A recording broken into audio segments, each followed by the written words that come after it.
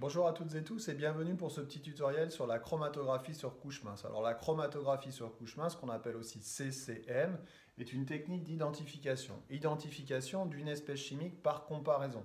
C'est-à-dire qu'on va devoir comparer l'espèce chimique attendue avec quelque chose que l'on connaît. Donc si on n'a aucune idée de ce qu'on attend, on ne va jamais pouvoir utiliser cette technique.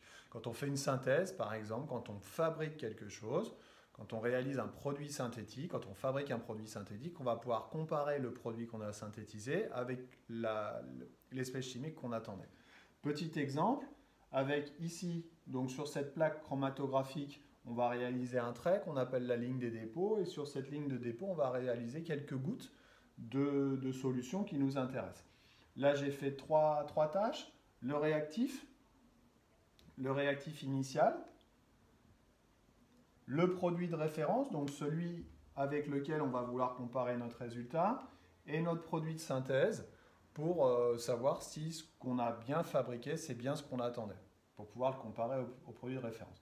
On réalise les dépôts. Une fois qu'on a réalisé les dépôts, on va mettre cette plaque chromatographique dans un éluant. C'est un solvant en fait. Ce solvant, il faut bien le choisir. Alors vous n'aurez pas à le choisir, on vous le donnera à chaque fois.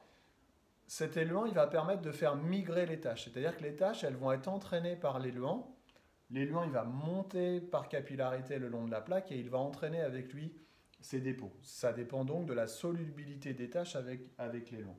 Et puis, à la fin de cette illusion, on va pouvoir regarder où les tâches auront migré.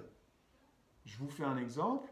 Imaginons que le réactif migre ici, que le produit attendu migre ici, et que le produit synthétisé soit constitué de deux tâches.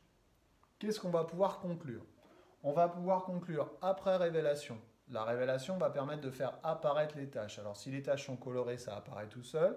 Si les tâches sont incolores, il va falloir mettre cette plaque, par exemple, sous une lampe UV ou dans un bain de permanganate pour faire apparaître ces tâches. Une fois qu'on a fait apparaître ces tâches, qu'est-ce qu'on va pouvoir dire ici? On va pouvoir dire déjà que le produit synthétisé, c'est un mélange. C'est un produit qui n'est pas pur.